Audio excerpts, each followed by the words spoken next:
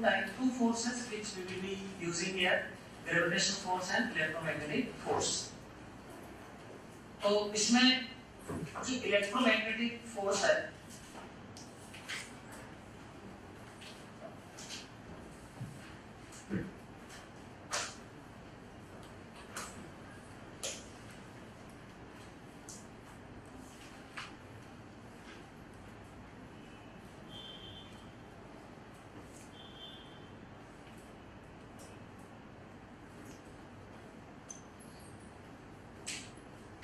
ये जो electromagnetic force है इसके बारे में पढ़ेंगे हम।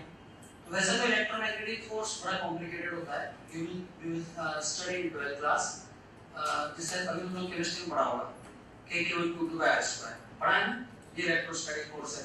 फिर इसके बाद मैग्नेटिक फोर्स भी पढ़ेंगे 12th में, और वैसे K=2πr² भी 12th में पूरी डिटेल में आएगा, लगभग 20 लेक्चर तक पढ़ते रहेंगे उस कोर्स को वो डिटेल में। तो वो जो फार्मूले हैं 12th वाले वो तो हमारे यहाँ काम आएंगे नहीं, but there are two forces which fall in this category, they are contact force and tension। ये नाम सुनेंगे क्या पहले कभी, contact force and tension। तो contact force का तो बहुत सिंपल सा मीनिंग है, दो चीजें अगर कांटेक्ट में हो तो एक दूसरे पे जो फोर्स लगाती हैं कांटेक्ट की वजह से, that is called contact force. मैं एक एग्जांपल देके तुमको समझाता हूँ कांटेक्ट फोर्स का, ऐसे खूब सारे एग्जांपल दूंगा। मान लीजिए मैं बहुत प्रैक्टिकल एग्जांपल देता हूँ, सपोज करो कि डस्टर है, अब मैं मेरे हाथ को यूं ले जाता हूँ थोड़ा टेढ़ा ऐसे करके, यहाँ से यूं लेंगे, तो ये तो हाथ है और ये इस पे डस्टर है। सपोज करो कि इस डस्टर का वजन है m, है ना, और ग्रेविटी वगैरह कुछ मत मानो, अभी थोड़ी देर के लिए भूल जाओ कि ग्रेविटेशन फोर्स वगैरह होता है।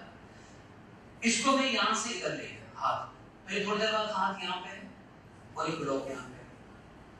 अगर मैं इसको यहाँ से यहाँ तक ले गया तो डेफिनेटली अगर किसी चीज की पोजीशन को हम चेंज कर रहे हैं तो उसके अंदर कोई वेलोसिटी होगी, तभी वो पोजीशन चेंज कर सकती है। यहाँ पे मान लीजिए वेलोसिटी 0 थी, फिर यहाँ से यहाँ गया, तो अगर मैं इसमें डायरेक्शन बनाता हूँ x और y, है ना, यहाँ से अंदर जाने का मतलब इसका x में भी डिस्प्लेसमेंट हो गया और इसका y में भी डिस्प्लेसमेंट हो गया। अगर जीरो वेलोसिटी से किसी चीज में वेलोसिटी आती है तो एक्सेलरेशन भी होगा, यहाँ से यहाँ तक गया यानी x में वेलोसिटी है तो फिर x डायरेक्शन में एक्सेलरेशन भी होगा, there should be x component of acceleration. y direction में गया तो y में भी वेलोसिटी नहीं होगी, यानी y में भी इसका एक्सेलरेशन आया होगा इसके अंदर। न्यूटन के दूसरे नियम के हिसाब से अगर किसी चीज पे फोर्स लगाएंगे तो एक्सेलरेशन होगा, या दूसरा बोले कि अगर एक्सेलरेशन है तो उस पर फोर्स जरूर लगा होगा। तो since it has gone from this point two this point, इसका इधर एक्सेलरेशन था, तो यानी इस वाली चीज पर ये जो डस्टर है इस डस्टर पे x डायरेक्शन में फोर्स लगा होगा जरूर, और y में भी फोर्स लगा होगा। तो अगर x और y दोनों में इस पे फोर्स लगा है, Fy और Fx, ये मेरा हाथ, अब देखो हाथ और ये डायरेक्शन क्या रिलेशन, कितना इधर 90 डिग्री। इसको तो मैं बोलूंगा कि हाथ ने इस ब्लॉक पे ये जो फोर्स लगाया ये नॉर्मल रिएक्शन, नॉर्मल यानी कि परपेंडिकुलर, ये तो नॉर्मल फोर्स हो गया, पहले रिएक्शन शब्द मत बोलो, नॉर्मल फोर्स, पर जनरली उसको नॉर्मल रिएक्शन ही बोलते हैं। तो हाथ ने इस पे लगाया ये फोर्स, ये तो हो गया नॉर्मल। हाथ ने इस चीज पे इस डायरेक्शन फोर्स लगाया, हाथ और इसमें ये टेंजेंशियल है ना, सरफेस के अराउंड, इसको बोलते हैं फ्रिक्शन फोर्स। अगर दो चीजें कांटेक्ट में हो तो वो एक दूसरे पे फोर्स लगा सकती है। इसने उस पे लगाया, उसका रिएक्शन हाथ पे होगा और मैग्नीट्यूड उतना ही होगा। इसने उस पे राइट में लगाया, वो इस पे लेफ्ट में लगाया, मैग्नीट्यूड उतना ही होगा। तो ये उसका रिएक्शन इस पे, इसने उस पे लगाया, उसने इस पे लगाया। This is the normal reaction, this is the friction force. जो सरफेस के अराउंड लगेगा, टेंजेंशियल लगेगा, that is called friction force. जो परपेंडिकुलर लगेगा, that is called normal reaction. और इसका जो रिजल्टेंट होगा, this is the contact force. तो हम ऐसे अनेकों एग्जांपल ले सकते हैं जिसमें इस तरह की फोर्स की रिक्वायरमेंट को हम समझा सकते हैं। जैसे अभी हमने समझा ना कि ये फोर्स की जरूरत है न्यूटन सेकंड लॉ को लाने के लिए, उसको सेटिस्फाई कराने के लिए फोर्स लगने चाहिए, है ना। अगर ये नहीं, फोर्स की जरूरत नहीं होती तो अपने आप चल जाती चीज, अब हमको हाथ से ले जाने की जरूरत क्या है।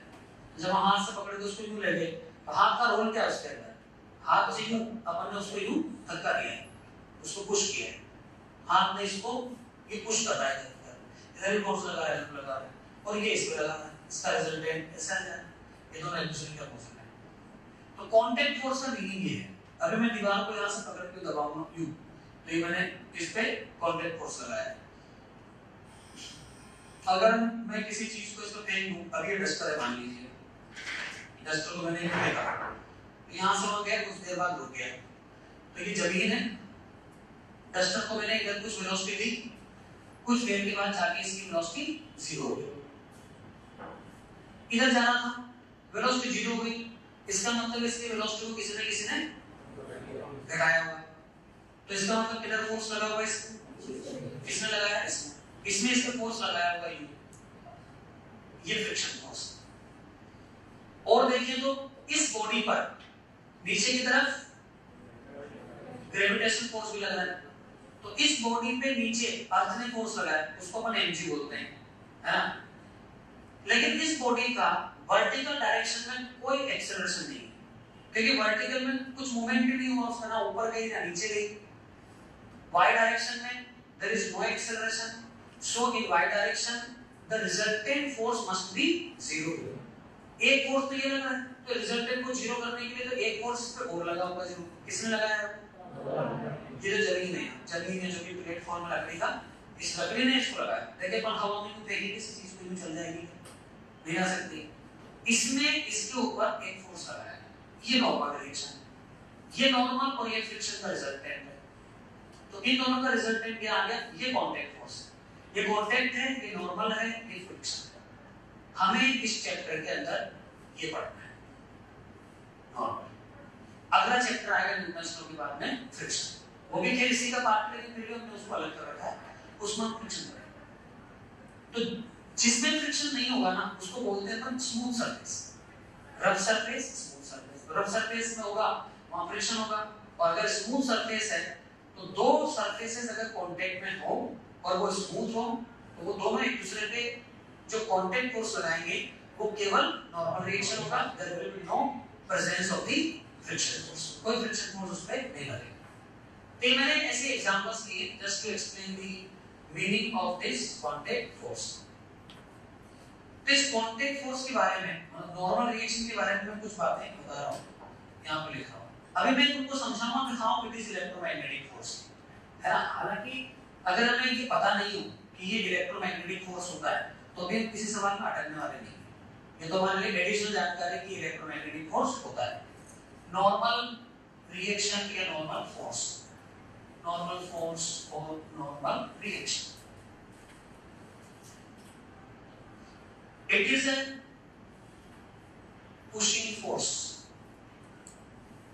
पुश करने वाला फोर्स है। नॉर्मल रिएक्शन से पुल नहीं कर सकते किसी चीज को। अभी मैं इस बोर्ड को यूं धक्का दे सकता हूं, इस बोर्ड को पकड़ के भी खींच सकता हूं, दीवार को दबा सकता हूं, है ना, लेकिन दीवार को पकड़ के ऐसे खींच नहीं सकता हूं। तो normal reaction is a pushing force, ये हमेशा एक चीज दूसरी चीज को पुश करेगी, है ना। अभी मैंने यहाँ डायग्राम बनाया था, ये दीवार की जमीन है, ये ब्लॉक, इसने इस पे यूं लगाया था नॉर्मल, इसने इस पे ऐसे लगाया था, तो ये उसको पुश कर रहा है, ये इसको पुश कर रहा है, धक्का देने वाला फोर्स है। It will always be pushing away things, pushing force and perpendicular to surface, जो भी कांटेक्ट वाले सरफेसेस हैं उसके परपेंडिकुलर डायरेक्शन में लगेगा। Its direction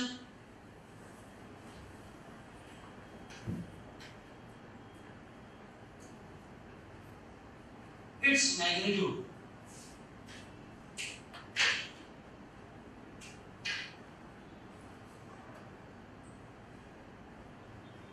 can be found by Newton's law only, Newton second law. Pushing force है, perpendicular to surface लगता है, तो डायरेक्शन पे दोनों चीजों से आती है, परपेंडिकुलर पुश करते हुए। इसका जो मैग्नीट्यूड है वो न्यूटन्स लॉ लगा के ही आएगा, उसके बिना नहीं आएगा। न्यूटन्स लॉ लगाते ही इसका आंसर आ जाएगा। It is electromagnetic type of force, मतलब ये ग्रेविटेशन फोर्स नहीं, ये इलेक्ट्रोमैग्नेटिक टाइप का फोर्स है। यानी कि इस फोर्स के लगने में चार्ज का इन्वॉल्वमेंट होता है, चार्ज का इंटरेक्शन इसके अंदर काम में आता है। नाउ अभी तो हमने देखा है कि इस नॉर्मल फोर्स को समझने के लिए हमने न्यूटन्स लॉ का सहारा लिया है कि देखो इधर जरूरत पड़ रही है इसलिए फोर्स लग गया। बट एक्चुअली अपन इसको कैसे समझ सकते हैं माइक्रोस्कोपिक लेवल पे, तो देखो इसके लिए मैं फिर वापस डस्टर का एग्जांपल लेता हूं। ये प्लेटफॉर्म पे अपन ने डस्टर रखा हुआ है, ये डस्टर कहीं नहीं जा रहा, रुका हुआ है, बैलेंस है, कोई एक्सेलरेशन नहीं है। इसका मतलब ये हुआ ये डस्टर, इस डस्टर पे नीचे mg लगा, ये ग्राउंड, ये कोई अर्थ में लगा है इसके ऊपर, फिर ये नीचे नहीं जा रहा है। इसका मतलब है कि इस पे अपोजिट डायरेक्शन में फोर्स लग रहा होगा और उसकी वैल्यू mg के बराबर होगी। कई बार बच्चे इसको m बराबर mg देख के समझते हैं कि ग्रेविटेशनल फोर्स है और अर्थ ने इसको लगाया, अर्थ ने तो ये लगाया है। ये वाला फोर्स, ये फोर्स केवल इतने हिस्से में लगा है जो इसके कांटेक्ट में, इतने हिस्से में। ये भी इंटरेस्टिंग बात है और मैं बड़ा डायग्राम बनाने वाला हूं, थोड़ा अलग कर देता हूं। ये तो अपना बॉक्स, ये बॉक्स है, ये जो इस पे mg लग रहा है, it is very interesting to know that this mg is exerted by the whole earth. यानी कि इस डस्टर पे फोर्स पूरे इंडिया के लिए लग रहा है, आसपास के जितने भी देश है पूरे अर्थ पे, अमेरिका का फोर्स लगा रहा है इसके ऊपर, जापान का फोर्स लगा रहा है, चाइना, पाकिस्तान, श्रीलंका, सब फोर्स लगा रहे हैं। और ये सारे फोर्सेस हम कितना है जो बिल्कुल इजीली बता देते हैं mg, it is equal to mg। So this mg is the resultant of the forces exerted by everything on the earth. सबके द्वारा लगाया गया फोर्स, चाहे वो नदी हो, समुद्र हो, पहाड़ हो, कोई भी हो, जो जो भी इस पृथ्वी पे है ना, इन सब ने मिलकर के mg फोर्स लगाया।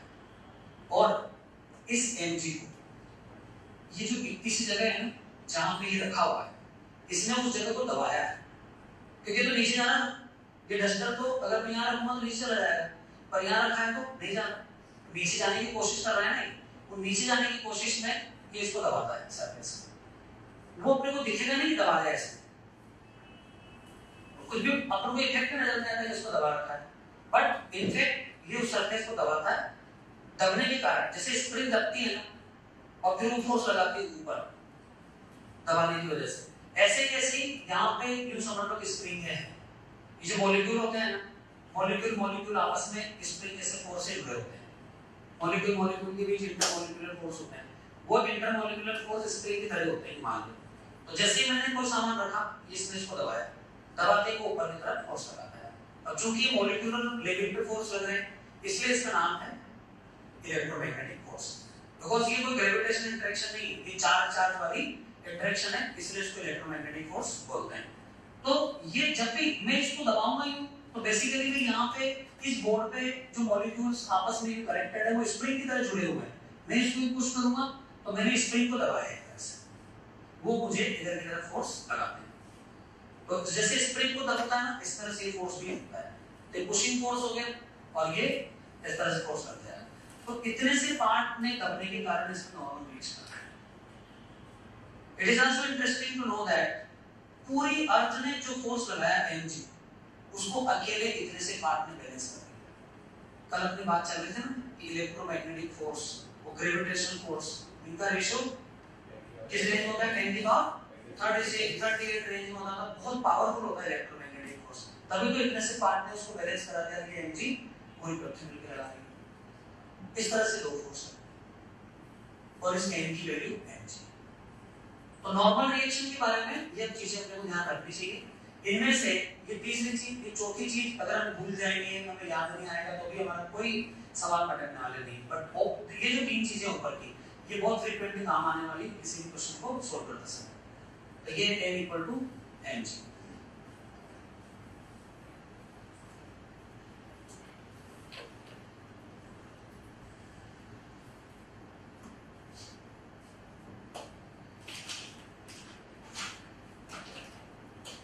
अच्छा, अब इनमें से ना ये जो an को मैंने mg लिखा है, but these two are different kind of forces.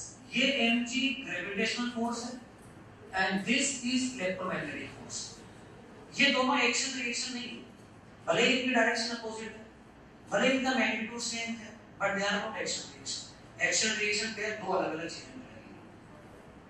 अर्थ ने mg लगाया, तो ये ब्लॉक पे अर्थ पे लगाएगा फोर्स जो mg के बराबर होगा। इन दोनों का मैग्नीट्यूड सेम।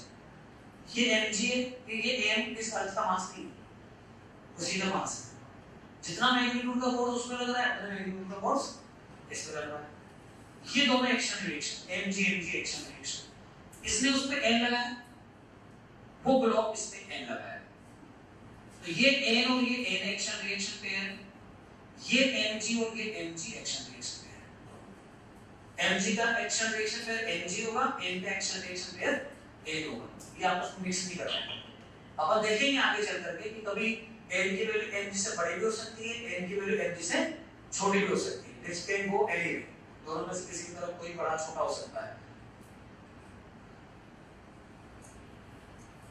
कभी किसी सवाल में कैलकुलेशन करते वक्त अगर मान लीजिए n का वैल्यू 0 आ गया, इसका मतलब वो चीजें कांटेक्ट में नहीं। n का वैल्यू नेगेटिव आ गई, इसका मतलब वो कांटेक्ट में नहीं। और n का वैल्यू कुछ आ रहा है, इसका मतलब वो कांटेक्ट में है।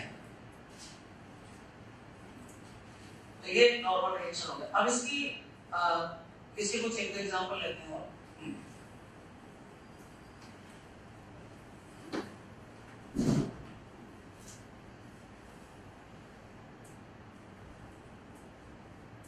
M1 M2 A और B, ये टेबल है एक तरह से। इस पे हमने M2 रखा, ये जमीन है, M2 उसके ऊपर M1 रखा हुआ है। हमें M1 M2 और जमीन पर लगने वाले सारे फोर्सेस को रिप्रेजेंट करना है। जमीन के बजाय मैं अर्थ बना देता हूं। यहाँ पे इन पे लगने वाले सारे फोर्सेस को हमें दिखाना है। तो M1 पे नीचे लगा M1G, M2 पे नीचे लगा M2G, इनके रिएक्शन हुए M2G एंड M1G। अर्थ पे लगे, M1G अर्थ में लगाया था, वो अर्थ पे रिएक्शन फोर्स लगाएगा। इसने M2G लगाया था, वो इस पे M2G लगाएगा। इसके बाद इस पे N1 लगा, नॉर्मल रिएक्शन, उसने इस पे N1 लगाया। अर्थ के इस ग्राउंड ने इस पे N2 लगाया, इसने इस पे N2 लगाया।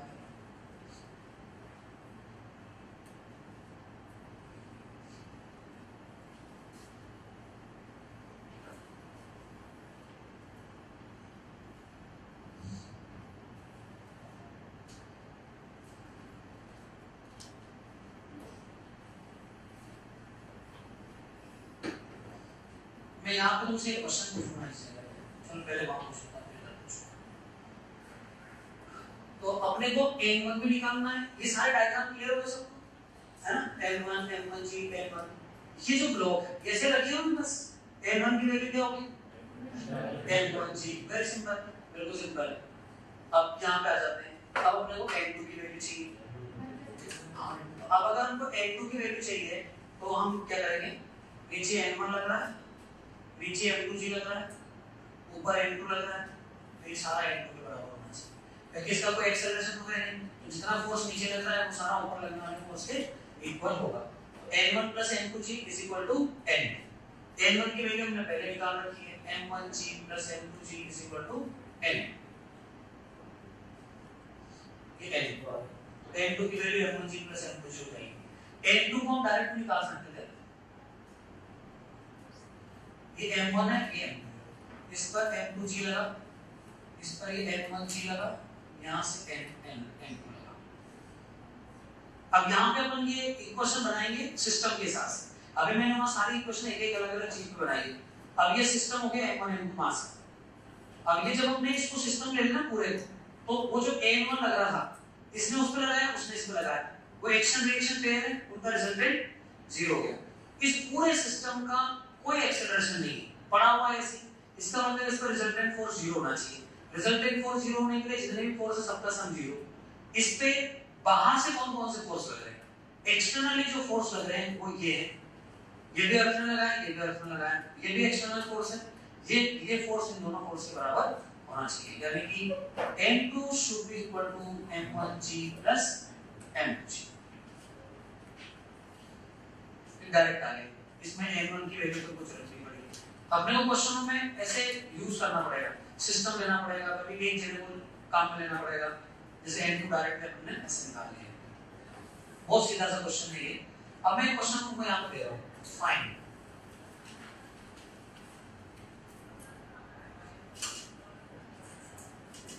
total force on M2 by earth।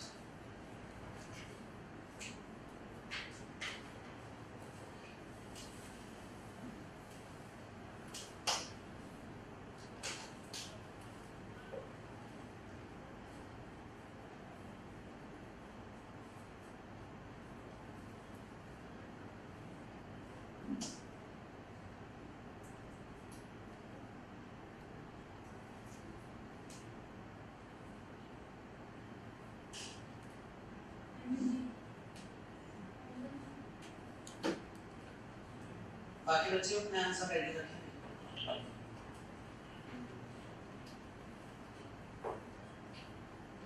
Total force on M2 by earth।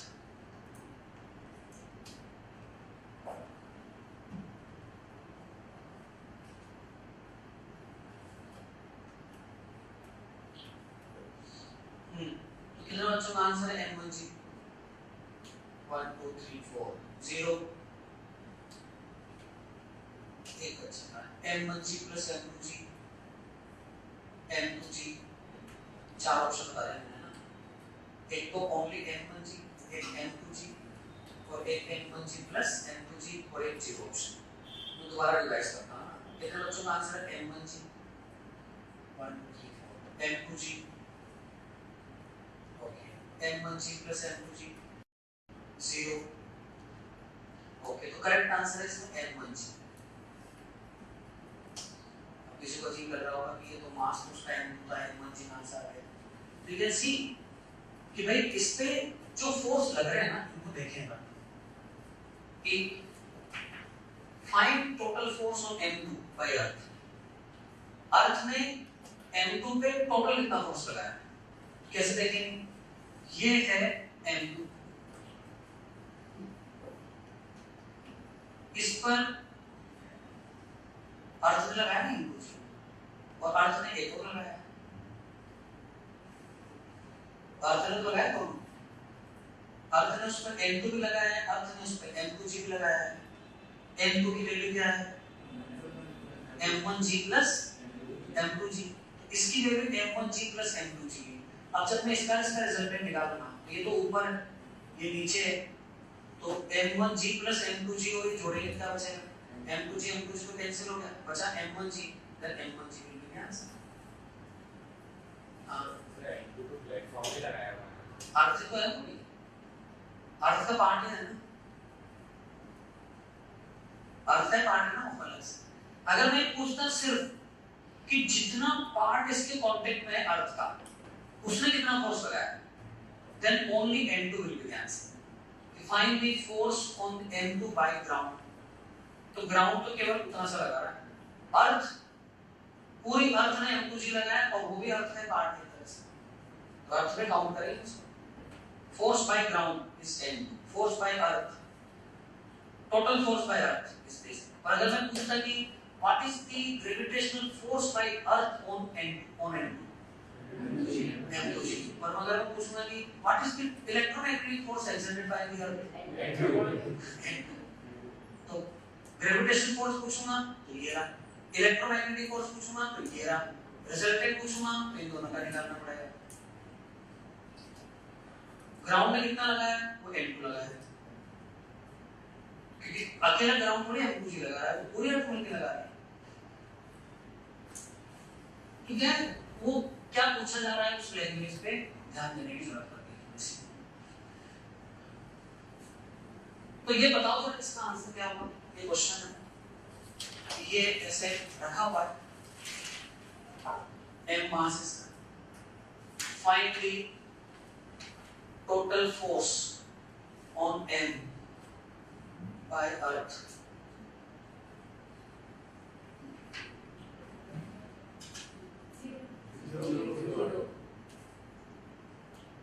बिल्कुल सही आंसर। एक तो उसका n लगा है ऊपर की तरफ, एक mg लगा है नीचे की तरफ, और n और mg तो दोनों बराबर ही, n बराबर mg, तो रिजल्टेंट आ गया उसका 0।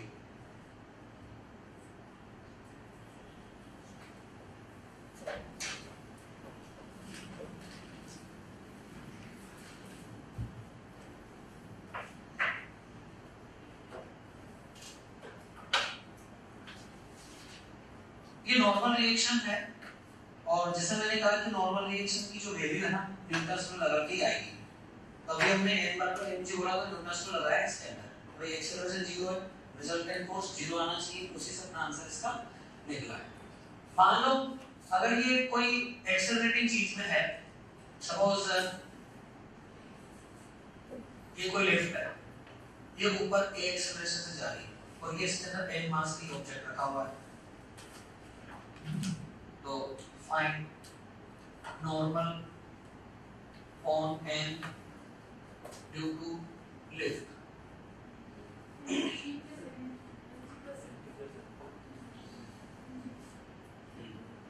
निकालो सब लोग निकालो। क्या अपन न्यूटन्स लॉ की प्रैक्टिस चालू कर देते हैं ना, न्यूटन्स लॉ लगाना स्टार्ट हो गया हमारा, नॉर्मल रिएक्शन सीख रहे हैं, न्यूटन्स लॉ लगाना सीख रहे हैं साथ के साथ।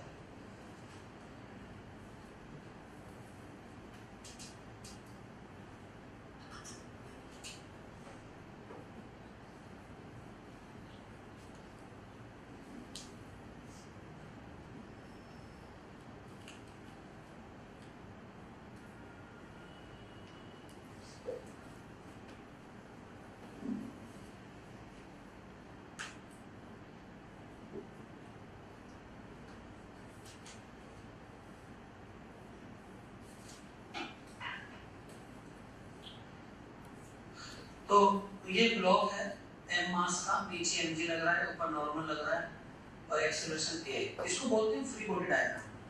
जब हम किसी चीज का अलग से डायग्राम बनाते हैं, सारे फोर्स उसके अंदर दिखाते हैं, एक्सेलरेशन को रिप्रेजेंट कर देते हैं, भले एक्सेलरेशन नहीं भी करोगे, केवल फोर्स दिखा दूंगा ना उसमें, तो इसको बोलते हैं फ्री बॉडी डायग्राम, यानी कि FBD।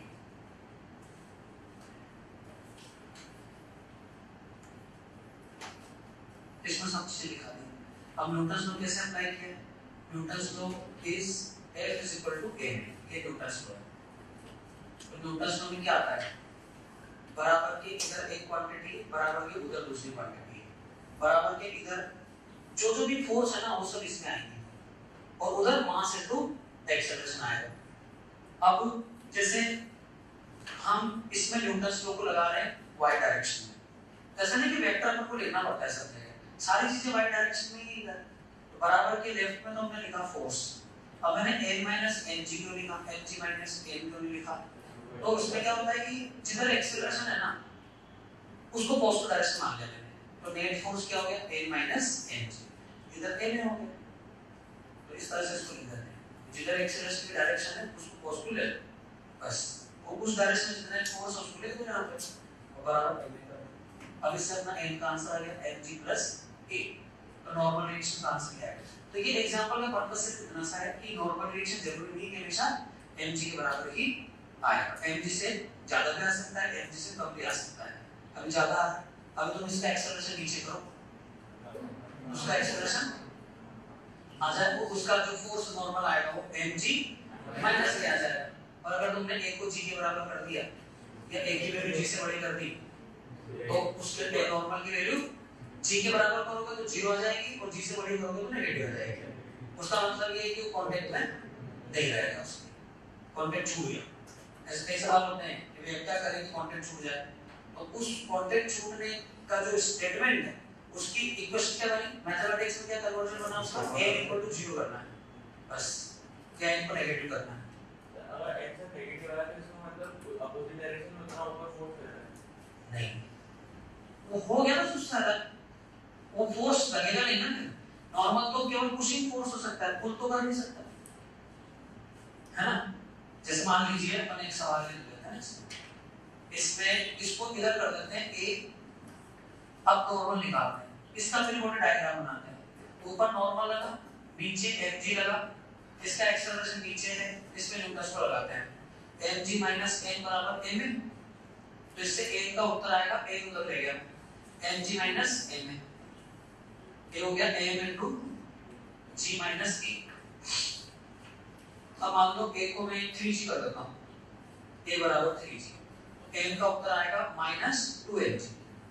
इसका मतलब ये हुआ मैथमेटिकली, तो मैथमेटिक्स के हिसाब से तो ये हो गया कि भाई इस बॉडी पे ये जो सरफेस है, इस सरफेस में इस बॉडी पे ऊपर की तरफ -2mg लगा है। इसका मतलब ये हुआ कि इस बॉडी ने इस पे नीचे की तरफ 2mg लगा है, नॉर्मल रिएक्शन। क्या ये उसमें नीचे 2mg नीचे की तरफ फोर्स लगा सकता है? नॉर्मल रिएक्शन नहीं, normal reaction is a pushing force, pulling force नहीं लगा सकता है, ये नॉर्मल रिएक्शन लगा सकता है। तो मतलब इस केस में ये ब्लॉक इस पे कांटेक्ट नहीं रह सकता है, ये ऐसे हवा में आ जाएगा, ये तो चला गया नीचे और ये कांटेक्ट नहीं है, बस जिसको फिर अपन फिजिकली भी समझ लेंगे, ऐसी कोई खास बात नहीं।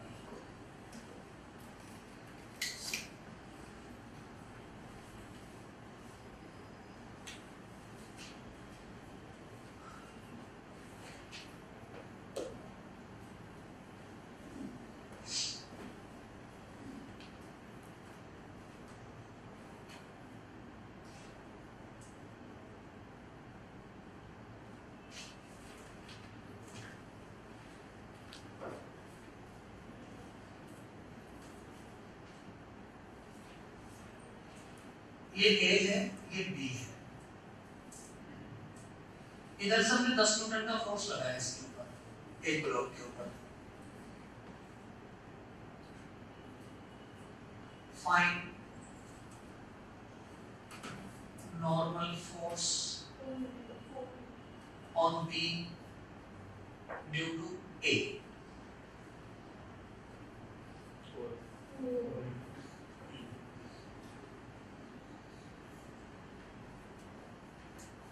बिल्कुल आसान क्वेश्चन है, कुछ बच्चों ने आंसर बता दिया है, चाहता हूँ सभी बच्चों का आंसर है।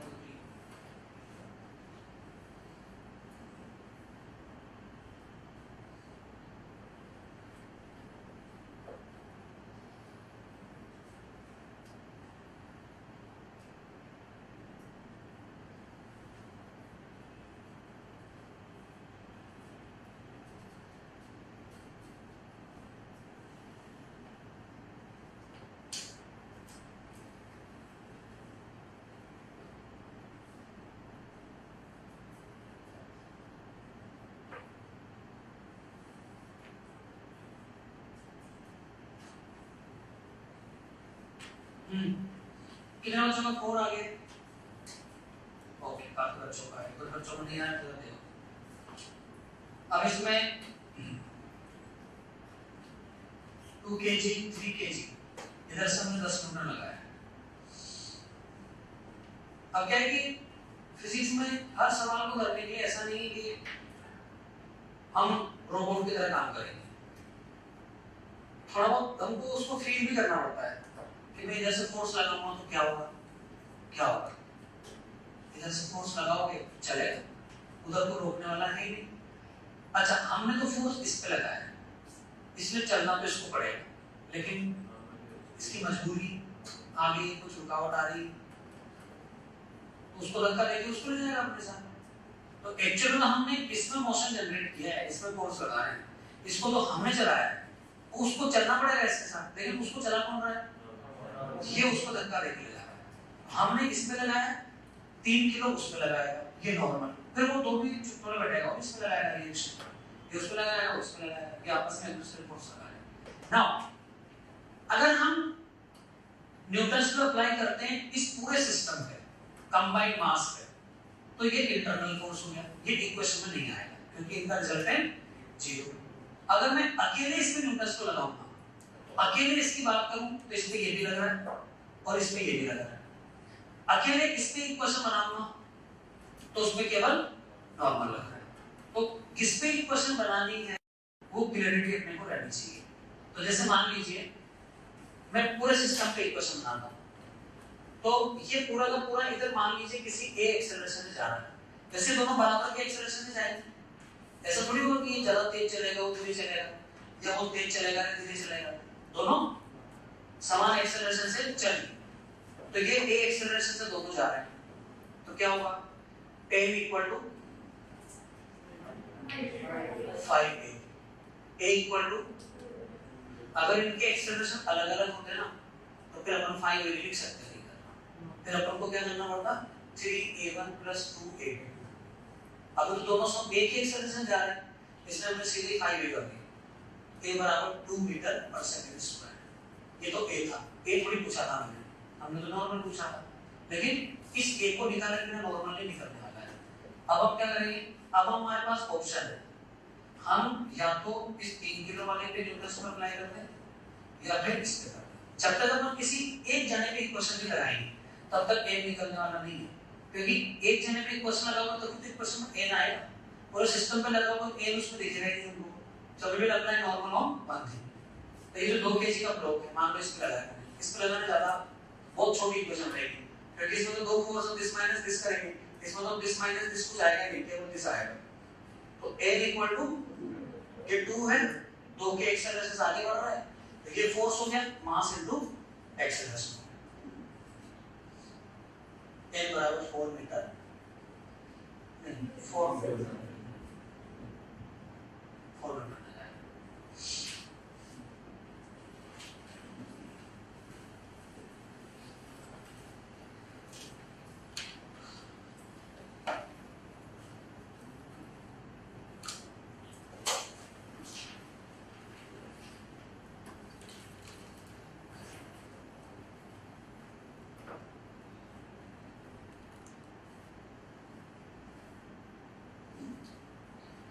ये मान लीजिए एक इंक्लाइंड प्लेन है, ये फिक्स है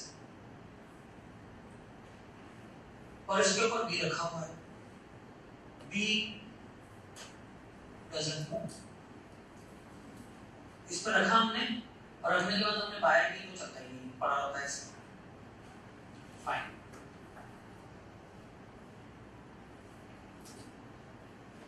force on B due to A,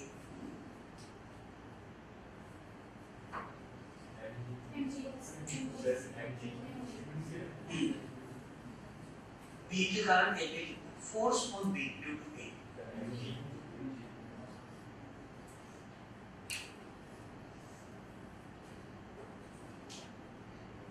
कितने बच्चों का आंसर है mg, mg तो mg sin थीटा,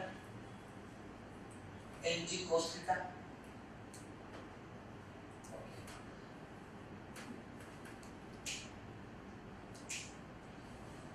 अगला क्वेश्चन पूछता हूं,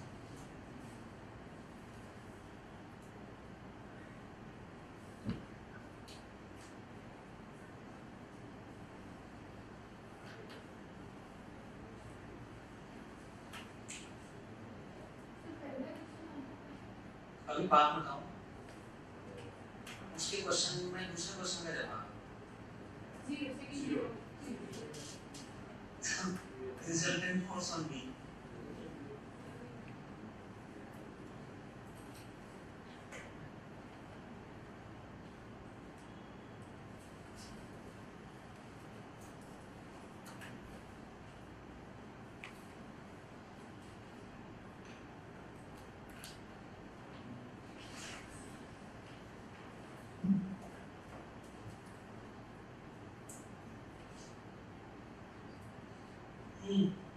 तो दूसरे क्वेश्चन का आंसर कितने बच्चों का 0 आ रहा है, that is correct answer and everybody is getting it क्योंकि वो चल रहा है रिजल्टेंट फोर्स 0। अब कितने बच्चों का पहले पार्ट का आंसर mg आ रहा है जो पहले नहीं आ रहा था? इस दूसरे क्वेश्चन के बाद कितने बच्चों ने पहले पार्ट का आंसर mg कर दिया? 1 2 3 4। अब कितने बच्चे ऐसे जिनका आंसर पहले पार्ट का अभी भी mg नहीं आ रहा? क्या आ रहा है? तो mg उसका आंसर है। इसका आंसर है mg, इसका आंसर है 0 बिकॉज जब वो उसका कोई एक्सेलरेशन ही नहीं है तो रिजल्टेंट फोर्स तो 0 होना होगा। अब मैं अगर उसका फ्री बॉडी डायग्राम बनाता हूँ अलग से तो नीचे क्या लग रहा है mg, रिजल्टेंट 0 होना चाहिए। तो इस mg के अलावा जो बाकी फोर्स लगना है वो इसके बराबर होना चाहिए और इसके अपोजिट होना चाहिए। तो वो बाकी फोर्स किसने लगाया? ए ने लगाया। किधर लगाएगा? उसको इधर ही लगाना पड़ेगा और उसकी वैल्यू mg होगी, है ना? अब हमारा तीसरा क्वेश्चन और फिर छोटा क्वेश्चन। ये वो छोटे छोटे पार्ट्स हैं, इनसे फिर अपन स्ट्रोक करके ना बड़े बड़े सवाल करेंगे।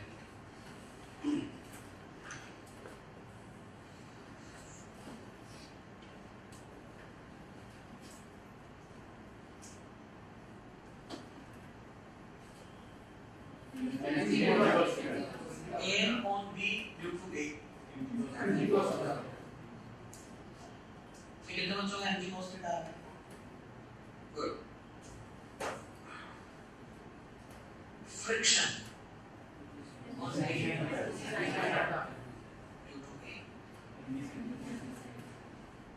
हो गया? ये mg cos थीटा है और ये mg sin थीटा है।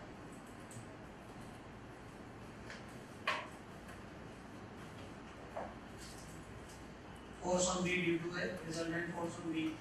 तो ये तीसरे पार्ट में किसी को डाउट है? Third part anybody is doubt? Fourth सबको आगे आगे ना करता कुछ। गुड। तो चलो ये हो गया इसमें। तो इसमें ये आर हो गया, ये कांटेक्ट फोर्स, ये इंक्लाइन प्लेन था। नॉर्मल पूछना है मुझे, ऐसे नॉर्मल निकालना पड़ेगा। ये नॉर्मल, ये जो mg है ना, इस mg के जो दो कंपोनेंट होंगे, एक इधर करो एक इधर करो, ये थीटा है ये भी थीटा है, ये हो गया mg cos थीटा, ये वाला है mg। यहाँ काम आता है कंपोनेंट करना, तो mg के कई बार कंपोनेंट करेंगे sin थीटा cos थीटा वाले। तो जिधर थीटा होता है वो cos थीटा कंपोनेंट होता है, दूसरा वाला sin थीटा। तो ये जो mg cos थीटा ये तो नॉर्मल रिएक्शन से बैलेंस हो रहा है ना, तभी जाकर के वो चल गया। और इधर ये वाला फोर्स होता है फ्रिक्शन फोर्स, ये फ्रिक्शन फोर्स इधर mg sin थीटा से बैलेंस हो रहा है, बल्कि चलने ना होता है। L equal to mg sin theta, L equal to mg cos theta और R equal to mg।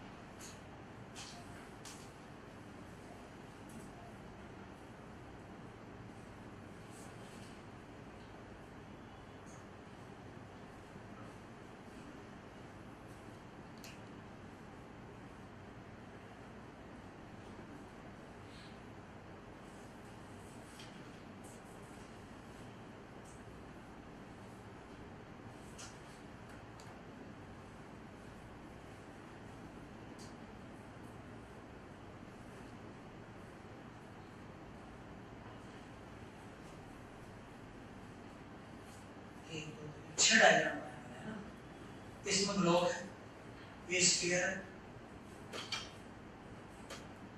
Sphere या रिंग या डिस्क, ये सिलेंडर है,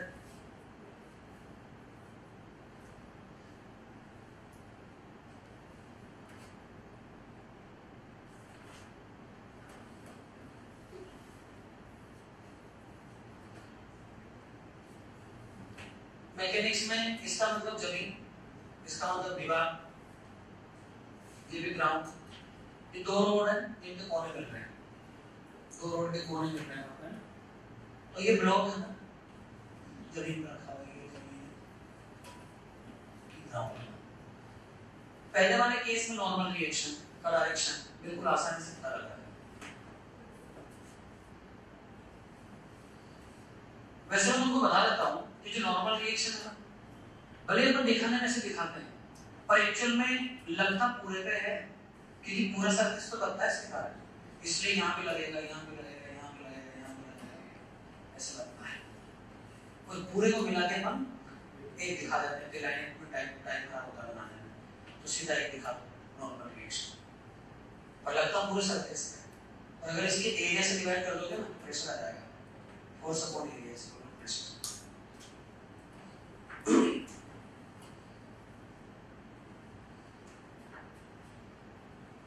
प्रेशर का तुमने पढ़ा होगा कि 9 10 में कभी ये जैसे सुई होती है ना, तो सुई से अपन चुभो सकते हैं भले कम फोर्स लगा के, क्योंकि प्रेशर एरिया बहुत कम होता है, तो भले कम फोर्स लगाओगे तो भी प्रेशर बहुत ज्यादा हो जाएगा, उससे छेद हो जाएगा। इससे अब डस्टर से मैं छेद करना चाहूँ तो नहीं होगा, क्योंकि इससे वो प्रेशर नहीं आएगा, क्योंकि एरिया ज्यादा है। जबकि जो नुकीली चीजें होती है उससे प्रेशर पड़ता है, वो जोर से चीजें कट जाती है, छेद हो जाता है। ये नॉर्मल है। अब ये स्फीयर है। अब जो भी गोल मोटो चीजें होती हैं, तो इनमें नॉर्मल कैसे बनता है, सेंटर से पास होता है। तो यहाँ पे एक पॉइंट है कांटेक्ट में, और ये सेंटर है, उसको सेंटर जोड़ दो ना, नॉर्मल रिएक्शन से पास होगा। जो भी राउंड चीजें होती है, उसका तो एक ही पॉइंट कांटेक्ट में आता है। एक पॉइंट कह लो, यहाँ पे एकदम जरा सा एरिया कांटेक्ट में आता है, वो पॉइंट डेफिनेशन में आ जाता है। एकदम पॉइंट की चपटी नहीं है ना चीज, इसलिए सब जगह कांटेक्ट में नहीं आएगी, एक पॉइंट कांटेक्ट में आया तो सेंटर हो गया। एक डायग्राम और बना देता हूं, चलो, स्फीयर और एक और स्फीयर। इस वाले में ये रोड है, और इस रोड का एक कोना यहाँ पे आया है, और ये जमीन है। अब इसमें यहाँ कंफ्यूजन होगा कि ये नॉर्मल है कि ये नॉर्मल है, ये भी नॉर्मल है। ये लाइन अपन ने इसके साथ 90 डिग्री एंगल बना दी, इसमें ऐसा लगेगा इसके बीच में 90 डिग्री एंगल ही नहीं, इसके साथ 90 डिग्री का एंगल तो ये आ रहा है। तो इनमें से कौन सा नॉर्मल है, ये वाला। तो कितने बच्चों के हिसाब से ये सही आंसर है, नॉर्मल ही होना चाहिए, और नॉर्मल ही होना चाहिए, किसी का नहीं। तो सभी को ये आके आपको कैन एक्सप्लेन दिस, ये क्यों होना चाहिए नॉर्मल, ये क्यों नहीं, व्हाई इज इट नॉर्मल।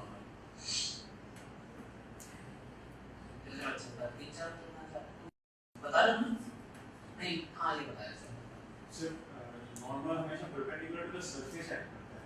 हाँ, सर सरफेस तो वही नीचे वाला normal to the contact surface, जो कॉमन सरफेस होता है ना, तो हाँ, मतलब उस पॉइंट पे नहीं आ रहा जो मैं सुनना चाहता हूँ, बड़े होगी।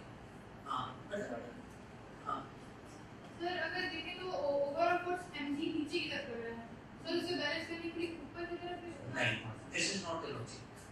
मैंने ये थोड़ी कहा कि बैलेंस, ये कहाँ बोला बैलेंस, बैलेंस नहीं किए तो भी नॉर्मल का रिलेशन इस पास नहीं कि वो बैलेंस, मैंने ये तो बोला नहीं ना बैलेंस।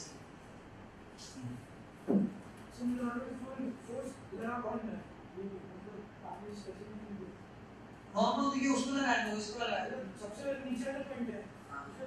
अब नीचे वाला पॉइंट पे रूट से अटैक लगा, रूट नीचे वाला पॉइंट है, वो ग्राउंड के टच में होगा, तो ऑफ कोर्स ऐसा कि वो उसका जो ग्राउंड से टच में ये क्यों नहीं होगा? फिर वो कैसे लगा सकते हैं? फोर्स की डायरेक्शन वो होगी जो दोनों के साथ 90 डिग्री का एंगल बनाए, कॉमन नॉर्मल के रंग होगा ना, तो कॉमन नॉर्मल कौन है, दोनों पे नॉर्मल होना चाहिए वो चीज, तभी तो नॉर्मल हुआ। बढ़ जाए। और कौन बता रहा था, कौन से और थे बताने में?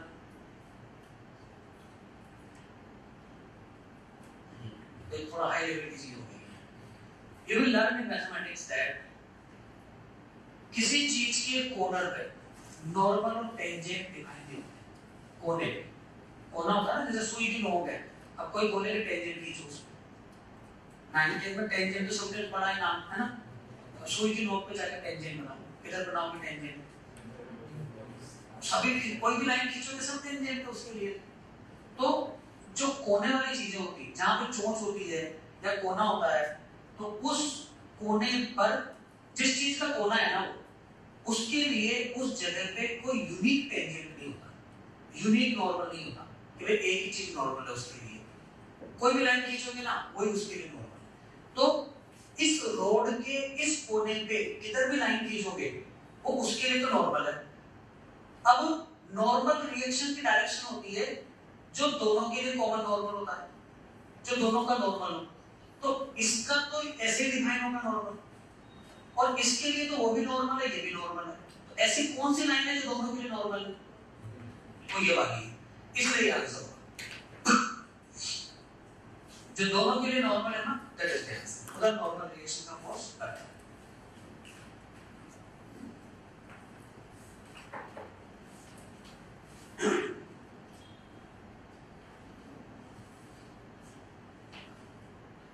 तो अब उस तीसरे के बाद में सीधे इसमें आ जाता हूँ, इस वाले डायग्राम, ये जो है ना ये वाला, तो ये दोनों मिलते जुलते हैं। तो उसके बाद इस डायग्राम में आते हैं। अब मैं चाहता हूँ तुम लोगों को कि इस रोड पे ग्राउंड के जैसे नॉर्मल लगेगा, रोड पे इस दीवार के जैसे नॉर्मल लगेगा, है ना? तो जो नॉर्मल लग रहा है यहाँ पे दीवार से और इससे रोड पे, उनकी डायरेक्शन में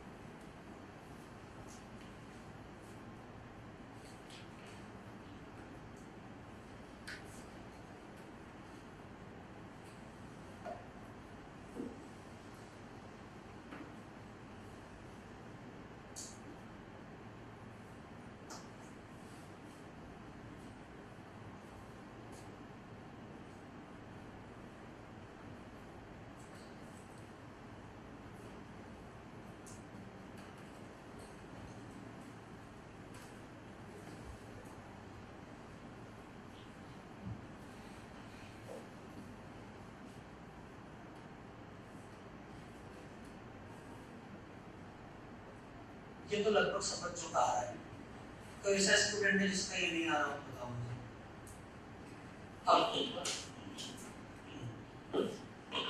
अब वहां वाला जो नॉर्मल है, मैंने 3 तरह के आंसर देखे हैं।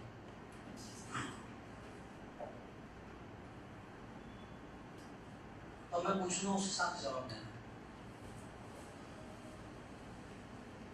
कितने बच्चों का यार? 1 2, ये कितने बच्चों का आ रहा है? और ये कितने बच्चों का आ रहा है? ये करेक्ट आंसर। ये तो आएगा ही नहीं, कैसे आएगा? अब वो देखो कैसे, ये तो पता नहीं क्या इसमें क्या दिमाग लगा। इन चलो इन दोनों में तो फिर भी समझने में आता है कि ये लाइन तो इसकी नॉर्मल है, वो लाइन इसकी नॉर्मल है, ये किसके नॉर्मल है, ये पता नहीं। तो ये वाला आंसर तो मतलब बहुत ज्यादा गलत है। अगर नेगेटिव मार्किंग होती हो ना कि कम गलत है कि -1, ज्यादा गलत है -2, तो फिर उसकी माइनस को आनी चाहिए, है ना? आने वाले टाइम पे यही होगा, कभी पैटर्न चेंज होते हैं ना कि भाई अब सब पैटर्न से बोर हो चुके हैं, तो कभी पैटर्न चेंज करो, तो क्या चेंज करेगी? ज्यादा गलत के ज्यादा नंबर काटो, कम गलत के कम नंबर काटो, जिसका ज्यादा सही उसको ज्यादा नंबर दो।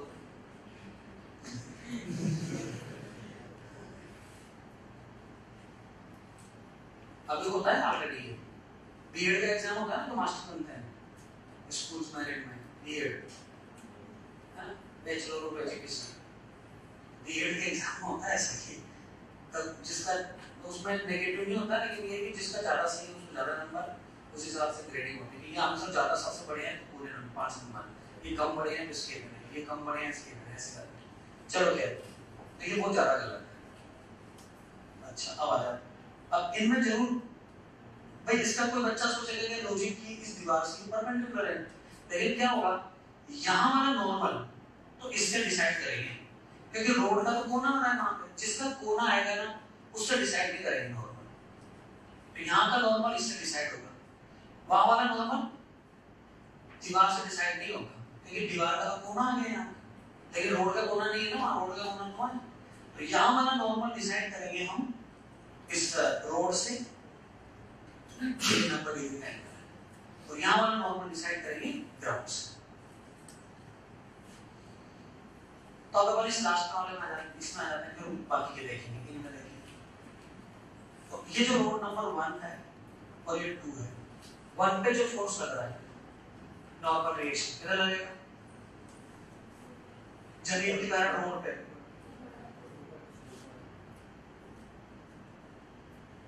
और यहां से इधर जाए। अब ये 1 और 2 जो एक दूसरे में लगाएंगे, इनकी चोट बढ़ रही है वहां पे, कोना मिल रहा है वहां पे, तो 1 ने लगाया 2 पे, 2 ने लगाया 1 पे, 1 इस 2 पे किधर लगाएंगे, वहां तो दोनों ही कोने आ गए, तो नॉर्मल किससे डिसाइड नहीं होगा, तो डायरेक्शन का पता नहीं चलेगा। तो अब ये केस ऐसा आ गया कि यहाँ पे डायरेक्शन भी और मैग्नीट्यूड भी दोनों ही रोटेशनों से डिसाइड होगा। तो इस केस में इसके द्वारा इसको लगाया गया जो फोर्स है ना, क्योंकि अपन को उसके डायरेक्शन पता नहीं है, तो या तो अपन ये करते हैं कि माना कि इसने एम लगाया थीटा एंगल पे, क्या उसकी कंपोनेंट मान लूं कि भाई इसने इसमें जो फोर्स लगाया उसका मैंने एक कंपोनेंट इधर मान लिया m3, एक इधर मान लिया m4, तो उसका इसको उल्टा हो जाएगा कि m3 और ये m4। तो जो भी न्यूटन को लगाते हैं वो लगा के m3 m4 दोनों आ जाएंगे। जब ये दोनों आ जाएंगे तो रिजल्टेंट √m3² m4² और डायरेक्शन मान लीजिए रिजल्टेंट इसके साथ थीटा एंगल बनाता है, तो इसके साथ थीटा लोगे तो tan थीटा बराबर m3/m4, और अगर इसके साथ थीटा लेते हो तो tan थीटा बराबर m4/m3। उससे समझ आया? तो यहाँ पे ना डायरेक्शन डिसाइड होगी, मैग्नीट्यूड तो क्या वैसे ही न्यूटन लॉ से आता है, लेकिन ये डायरेक्शन भी उसी से कैलकुलेट होगी। चलिए ये जो चौथे नंबर का केस है सिलेंडर वाला,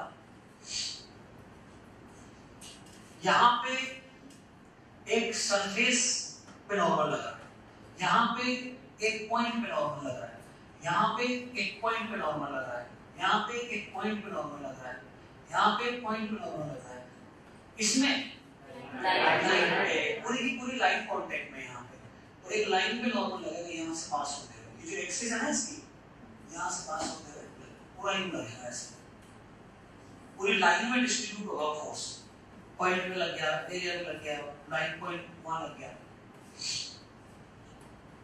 बच्चे बस इसमें नॉर्मल की डायरेक्शन कैसे होगा, ये दोनों स्क्वायर है, स्क्वायर्स दोनों का कॉमन नॉर्मल कैसे खींचोगे, दोनों के सेंटर को जोड़ते हुए लाइन, जो दोनों का सेंटर है उसको जोड़ते हुए, तो इस पे तो इधर लगेगा और इस पे इधर लगेगा, जिनका आपस में एक दूसरे को लगना था फोर्स, यहाँ वाला तो हमने डिसाइड कर दी, इन दोनों का कॉमन नॉर्मल ये है, इन डायरेक्शंस में फोर्स आ रहा है।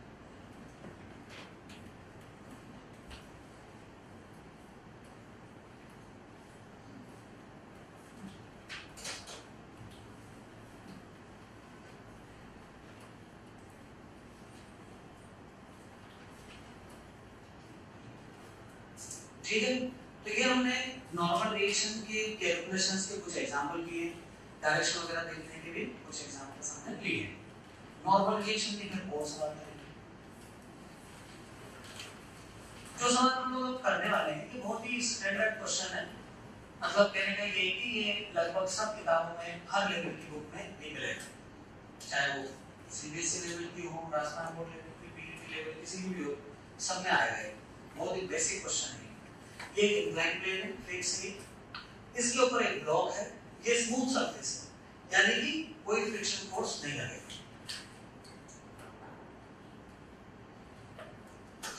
इस ब्लॉक पे फोर्स की बात करें अगर हम, इस पे दो फोर्स लगेंगे बस, है ना? मैं यहाँ फोर्स को दिखा देता हूँ।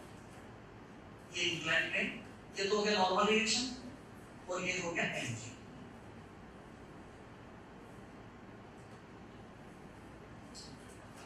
एन लग रहा है, एनर्जी लग रहा है।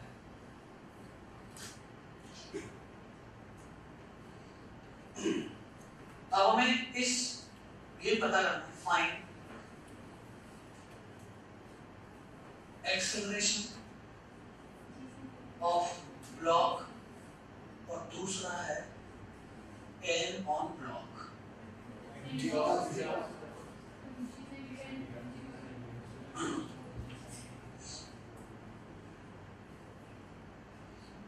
तो एक्सेलरेशन का काफी सारे बच्चे आंसर बता रहे हैं, जी साइन थीटा बता रहे हैं। कितने बच्चों को आ गया g sine theta? You are not getting one. और किसको नहीं आ रहा है? हाँ ठीक, वन स्टूडेंट। और किसको नहीं आया जी साइन थीटा? दो बच्चों को नहीं आया, कोई बात नहीं। तो जिनको आ गया वो एक्सप्लेन करो ताकि बच्चे सीखेंगे। और बताना चाहेगा how you got ji sine theta, बताओ। सर क्योंकि सर ये जो इंक्लाइन प्लेन स्मूथ है सर, तो फ्रिक्शन फोर्स तो कहीं लगने वाला नहीं। यस। और अब हम सर उसकी जो फोर्स लग रही है mg से, उसके दो कंपोनेंट्स कर देते हैं। तो वो जो कंपोनेंट सर परपेंडिकुलर, ये थीटा है, ये थीटा है, ये इधर आ गया mg cos थीटा, इधर आ गया mg sin theta. Sir mg cos theta तो n से बैलेंस हो जाएगा, क्योंकि सर इंक्लाइन प्लेन के नीचे तो जा नहीं रहा है, क्योंकि स्लाइड जो भी कर रहा है इंक्लाइन प्लेन के अलाउंग नहीं कर रहा है। तो जो अलाउ करने वाली फोर्स है mg sin थीटा, वो तो बैलेंस हो नहीं रही है। तो mg sin theta by mg sin theta. चलो ठीक, very good, correct explanation, correct answer. दोनों आंसर आ गए इसमें। n की वैल्यू तो mg cos थीटा होगी और ये इधर mg sin थीटा हो गया। अब देखो इसमें क्या है कि हमें पूरा इसको एकदम बिल्कुल जीरो लेवल से एक्सप्लेन करूंगा, फंडामेंटल। ये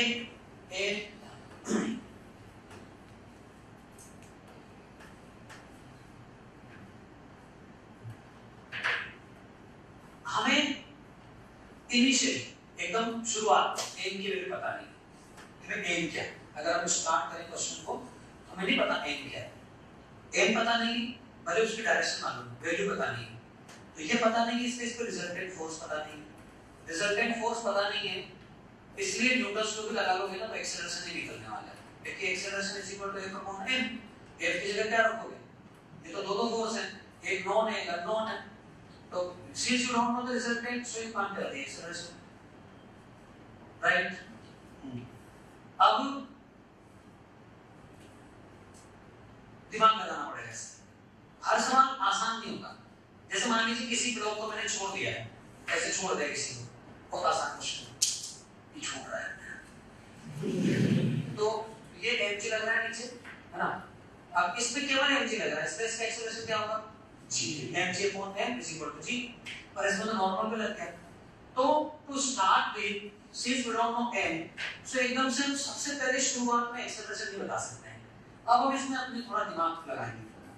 इसमें तो ये देख सकते हैं कि अगर मैं इसको बोलता हूँ y एक्सिस और इसको बोलता हूँ x एक्सिस, इंक्लाइन प्लेन के अलोंग जो डायरेक्शन है, let us call it x axis, और इंक्लाइन प्लेन के परपेंडिकुलर जो डायरेक्शन है, let us call it y axis, है ना? हम x और y ऐसे भी ले सकते थे कि मैंने इधर y ले लिया, इधर x ले लिया, इधर y ले लिया, इधर x ले लिया, लेकिन हमको x और y डायरेक्शन है, या भले उनका नाम x y मत दो, दो परपेंडिकुलर डायरेक्शंस अपन को इमेजिन करनी पड़ेगी जिससे कुछ काम की चीज निकल करके आए। तो जैसे ये डायरेक्शन बनाने में मुझे ये फायदा मिल रहा है कि इस y डायरेक्शन में इसका कोई एक्सेलरेशन नहीं, कोई एक्सेलरेशन नहीं। अगर इसका एक्सेलरेशन इधर होता तो ये इसके ऊपर चला जाता, पर क्या इंक्लाइन प्लेन से ऊपर जा रहा है, क्या उसका साथ छोड़ रहा है ना? और अगर इसका एक्सेलरेशन इधर होगा तो इसके अंदर चला जाएगा तोड़ के, ना तो तोड़ के अंदर जा रहा है ना इससे छूट रहा है, समझ आ गया ना बात? तो इसका कोई y डायरेक्शन में एक्सेलरेशन नहीं है, इसलिए y में फोर्स बैलेंस होनी चाहिए। तो मेरा यहां से कंक्लूजन निकलेगा ay is 0, so n minus mg cos theta equal to 0, that means n equal to mg cos theta। मैंने डायरेक्ट ये क्वेश्चन इसलिए नहीं लिखी क्योंकि बाद में कभी कोई रिवाइज करता पढ़ता तो उसको ऐसा लगता कि n बराबर m into एक्सेलरेशन, n बराबर n होता है ना, ये तो फोर्स हो गया कि मास into एक्सेलरेशन, फिर g cos थीटा कहां है, एक्सेलरेशन है ही नहीं, तो फिर एक क्वेश्चन कैसे बनेगा? इसलिए मैंने इधर फोर्स लिखा है सारा और इधर मास into एक्सेलरेशन जो 0, इससे मेरा n आ गया। और अगर मैं x डायरेक्शन में इक्वेशन बनाता हूं तो उधर मेरा आंसर है mg sin theta divided by n sin theta. x direction में केवल mg sin थीटा फोर्स है, जिससे उसका g sin थीटा एक्सेलरेशन आएगा। तो ये बहुत ही सिंपल सा क्वेश्चन है। g sin थीटा इसका एक्सेलरेशन है। तो अगर आप किसी इंक्लाइन प्लेन में किसी चीज को छोड़ते हैं, फिक्स इंक्लाइन प्लेन, वो खुद इंक्लाइन प्लेन नहीं चल रहा है, बस वो चीज चल रही है, तो इस चीज का एक्सेलरेशन होगा g sin थीटा। अगर अपने से पूछा जाए इसको मैंने ऊपर से छोड़ा, ये हाइट दे रखी है, बताओ यहां से यहां तक आने में इसको कितना टाइम लगेगा, ये सब सवाल बना सकते हैं, है ना। तो वो s बराबर ut plus half at square v बराबर u plus at v square equal to u square plus 2s वगैरह ये इक्वेशंस लगा सकते हैं। तो चलो बनाते हैं तीसरा क्वेश्चन। तीसरा क्वेश्चन है ये हाइट h is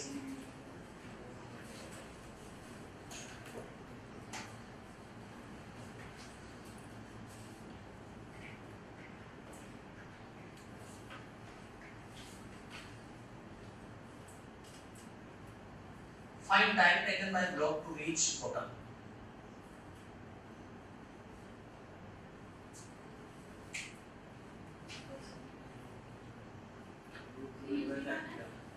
हाँ इनिशियली वेलोसिटी 0 और ऊपर से छोड़ा उसको।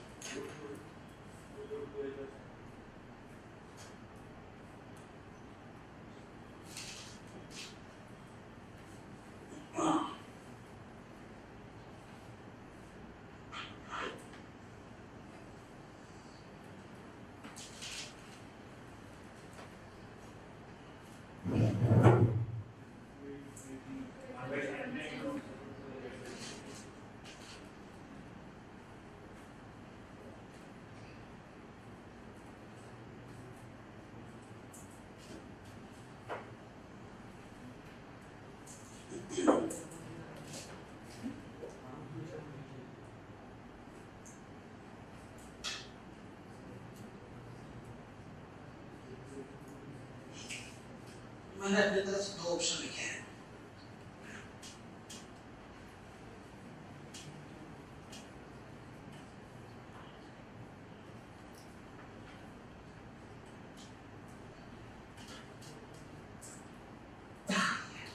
कितने बच्चों का ए आ रहा है, कितने बच्चों का बी आ रहा है, बी आ रहा है। अब मैं जिन बच्चों का ए आ रहा है ना, उन बच्चों को एक तरीका बताता हूँ, उससे क्या आंसर आता है जरा देखते हैं। ऊपर से नीचे आने तक वर्टिकल डायरेक्शन में सेकंड इक्वेशन अप्लाई करें। सेकंड इक्वेशन मींस s बराबर ub plus half at square. तो जब ये ऊपर से नीचे पहुंचा तो इसका वर्टिकल डायरेक्शन में डिस्प्लेसमेंट हुआ h। ऊपर से नीचे आने में वर्टिकल डिस्प्लेसमेंट h है ना, वर्टिकल। तो इस वर्टिकल डायरेक्शन में जो डिस्प्लेसमेंट h हुआ, इसका यूज करते हुए, मतलब वर्टिकल डायरेक्शन में सेकंड इक्वेशन का यूज करते हुए टाइम को निकालो कॉपी में, उसमें लिखो by applying second equation in vertical direction।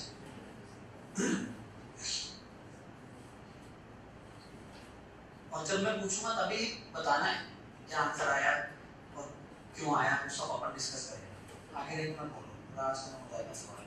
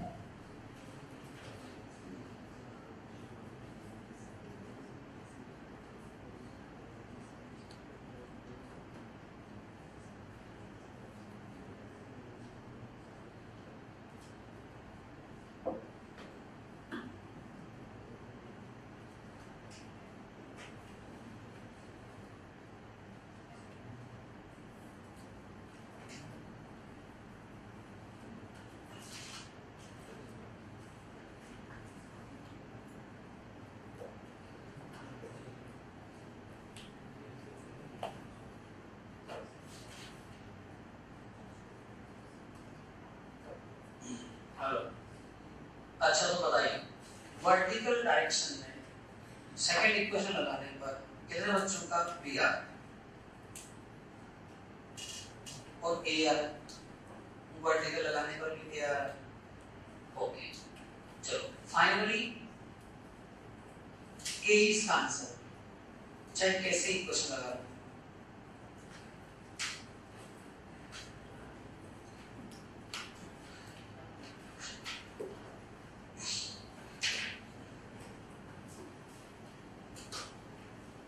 अभी भी कुछ बच्चों को बी आ रहा था, किनका आ रहा था बी? 1 2 3 2 ही। ओके मैं बता देता हूँ क्यों आया, कैसे आया बी। यहाँ से यहाँ तक आने में इसका जो डिस्प्लेसमेंट है वो है h upon sine theta equal to half g sine theta t square. तो ये जब हम इस इंक्लाइन प्लेन के अलोंग इस पर सेकंड इक्वेशन अप्लाई करेंगे then we will get the answer A. ये उसका आंसर आएगा। अब मेथड चाहे कुछ भी हो, आंसर तो सेम आना चाहिए, है ना। और वर्टिकल में अगर लगाते हैं तो यहां से यहां तक जब ये गया तो इसका वर्टिकल में डिस्प्लेसमेंट है h बराबर हाफ। एक्सेलरेशन कितना है इसका वर्टिकल में? हां, और बच्चे क्या करते हैं वर्टिकल में तो g होता है, वो एक ये g लिख देते हैं और बस आप g स्क्वायर करते ही भी आंसर है। ये समझने वाली बात है कि ये जब ब्लॉक चल रहा है तो इसका ये n है, ये mg, इसका वर्टिकल डायरेक्शन में g नहीं हो सकता क्योंकि वर्टिकल में नीचे mg लग रहा है और वर्टिकल में ऊपर m का एक कंपोनेंट है, तो वर्टिकल में रिजल्टेंट फोर्स mg नहीं, इसलिए वर्टिकल में इसका एक्सेलरेशन g नहीं। और इसलिए ये जो h है वो हाफ g स्क्वायर गलत है, तो सही लिखा है लेकिन ये सही नहीं। तो फिर क्या लिखें?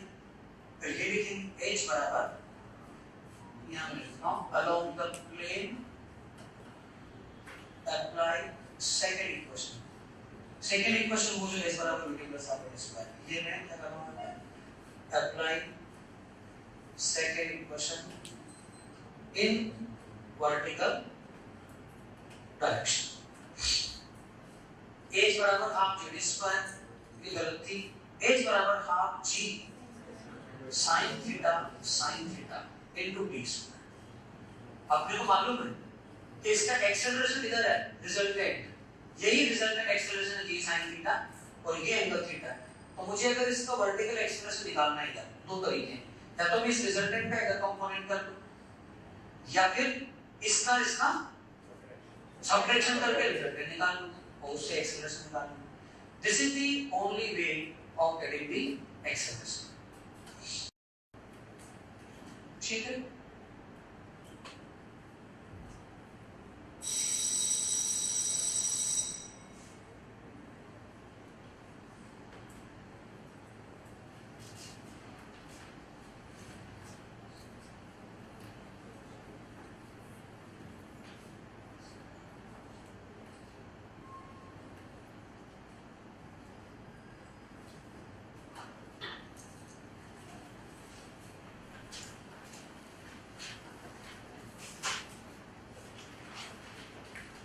लोगों को न्यूटन्स की शीट मिल गई ना, बुलाया है नहीं यहाँ से कोई भी एक बच्चा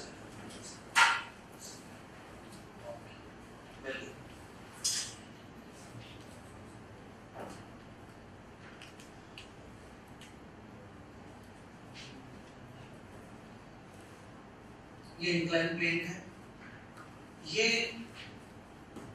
चले नहीं, इसके लिए मैंने यहाँ सपोर्ट लगा दिया, इधर ही जाता है, सपोर्ट लगा दिया इसलिए रुका हुआ है, अब जाएगा नहीं, है ना, इस सपोर्ट को लगाने की वजह से।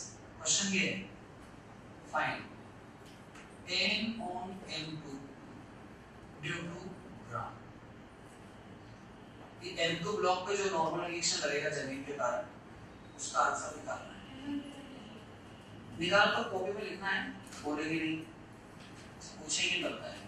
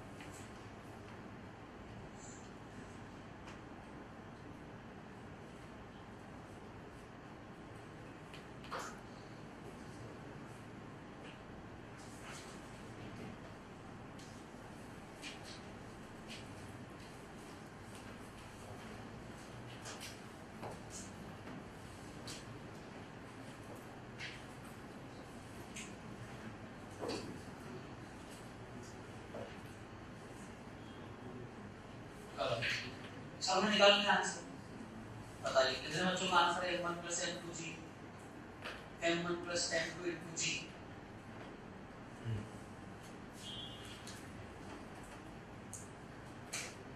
किसी बच्चे को कोई और आंसर बताना है? कौन बताना चाहते हैं? 1 2 3 4 बताओ। Sir g × m2 + m1 cos theta. g × m2 + m1 cos theta. बड़ा कोई और बताना चाहता है? हाँ, m2 + m1 cos square theta। g × m2 + m1 cos square theta। तो तुम दोनों कुछ और बताना चाहते हो? ये वाला बताना चाहते हो? ओके, तो मैं लास्ट में पूछ लेता हूँ। So there are 3 options with us. ये कितने बच्चों का है? ओके, मैक्सिमम ये आ रहा है। ये 1 2 ये 1 2 3 4 5 6। देखो तुम्हारा कौन सा आंसर आ रहा है? फर्स्ट। ओके, तो इन तीनों में से एक आंसर सही है। तो ऐसा नन ऑफ दीस नहीं है, there is one answer here, और वो आंसर ही है। तो मैं बहुत ऐसे क्वेश्चन तो मैं करते हैं जो जनरली गलत कर देते हैं, है ना? अब मैं बता देता हूँ कैसे करना है।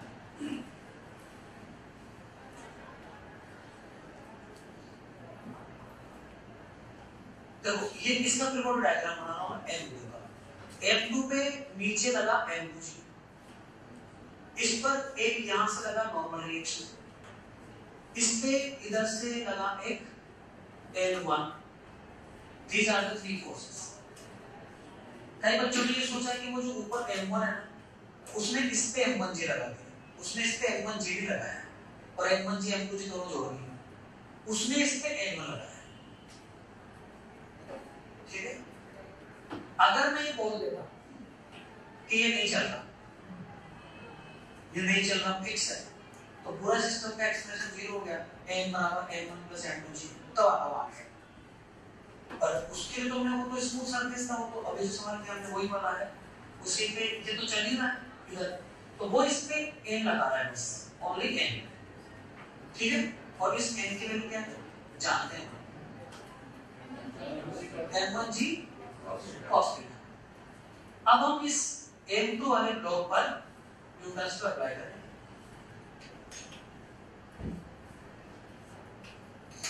on m2 apply Newton's second law in vertical direction। on m2 apply Newton's second law in vertical direction। तो vertical direction में लगाएंगे क्या होगा, नीचे हो गया m2g, और नीचे हो गया क्या, ये n है, ये थीटा, ये थीटा, ये रहा n1, क्या आएगा m2g + n1 cos theta should be equal to n। क्योंकि इसका एक्सेलरेशन नहीं है, इसलिए फोर्स बैलेंस होनी चाहिए, नीचे वाले फोर्स बराबर ऊपर वाले फोर्स, तो नीचे वाला फोर्स तो m2g + n1 cos थीटा, ऊपर वाला n2 हो गया। Now put the value of n1, m2g + n1 is m1g cos square theta equal to n। बस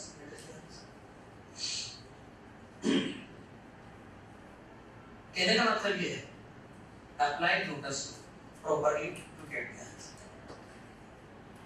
ऐसे मन मर्जी से कुछ नहीं करना है, लो से काम करना है, जो लो है, रूल है, उसके हिसाब से लगाओ, उसके हिसाब से काम करो, बस।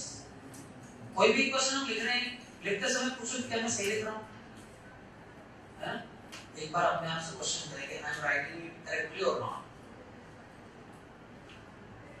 तो अब तो ये भी बता सकते हो इसी क्वेश्चन के अंदर कि second part, find force due to support on m। जो सपोर्ट लगा रखा है ना साइड में, उसने कितना फोर्स लगाया है?